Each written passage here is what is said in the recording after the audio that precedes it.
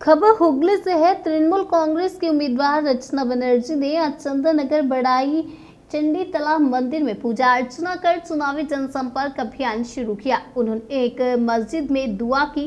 उसके साथ साथ उन्होंने 25-26 नंबर वार्ड में जनसंपर्क किया। चंदन नगर विधानसभा के विधायक मंत्री इंद्रनील सेन, मेयर राम चक्रवर्ती, डिप्टी मेयर मुन्ना अग्रवाल सहित समस्त पार्षद उपस्थित थे। जनसंपर्क के बाद उन्होंने स्वागतम लॉन्च में मध्य भोजन किया और सबसे खास बात, रचना बनर्जी ने अपने हाथों से पार्टी कार्यकर्ताओं और नेताओं को भोजन परोसा। रचना बनर्जी टॉलीवुड की एक बहुत बड़ी अभिनेत्री हैं। उन्हें नजदीक से देखकर पार्टी कार्यकर्ता, खासकर महिलाओं में काफी उत्साह देखा गया। মুখে অ্যামাউন্ট বললে তো হবে না, আমাদেরকে বলতে হবে যে উনি কি কি করে দেখিয়েছেন আমাদের হুগলি জেলার জন্য। জনগণ তো এখন জানতে পারেনি, জনগণকে তো জানাতে হবে যে উনি 17 কোটিটা কোথায় খরচা হলো। উনি প্রচারে বেরিয়ে বলতেন যে উনি নতুন, আপনি নতুন, সেই জন্য দুটো তৃণমূলের দুর্নীতি জানেন না।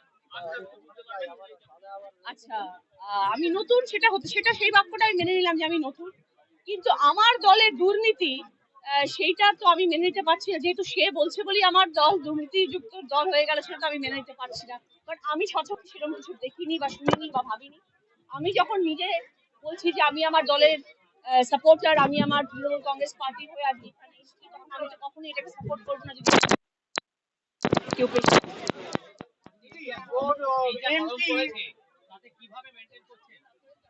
করোনায় তো কাজ করে এলাম সারা জীবন, অভিনেত্রী, মাঠে ময়দানে সারা জীবন কাজ করে এসেছি।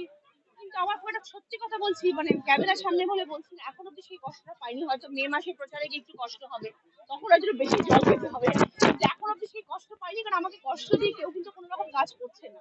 আমরা সুন্দরভাবে আয়োজন করে কাজ করছি, ভালো ভালো পাখা লাগানো হচ্ছে, মঞ্চ তৈরি করা হচ্ছে, কোনো কষ্ট কিন্তু। আর তার থেকেও আমার বক্তব্য হচ্ছে, আমার পাশে মানুষ রয়েছে, জলের বোতল নিয়ে ছুটছেন, জল খাওয়াচ্ছেন।